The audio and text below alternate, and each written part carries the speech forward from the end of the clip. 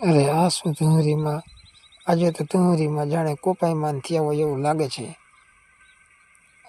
અરે ધુંવરીમાં આવું ન કરાય, ધુંવરીમાં આવું ન કરાય. શું તમને પૂજાપો ચડાવ્યો નથી એટલે? તમને કાંઈ વાંધો નહીં, તમને પૂજાપો પણ ચડાવી દઈ, પણ આવું ન કરાય. પછી તો આપણે ગયા પૂજાપો લેવા. તો મિત્રો આપણે આવી ગયા છીએ હવન કુંડ લઈને, અને આજે આપણે ધુંવરી દેવને પૂજાપો કરવાના છીએ અને તેમને હવન કુંડમાં આહુતિ આપવાના છીએ. તો આ છે ધુંવરી દેવનું પ્રિય ફળ કે પ્રિય પ્રસાદી, જે આપણે ધુંવરી દેવને આજે હવન કુંડમાં ધરવાના છીએ. અને ધુંવરી દેવને પ્રાર્થના કરશું કે આપણા ઉપર કૃપા કરીને જતા રહીએ.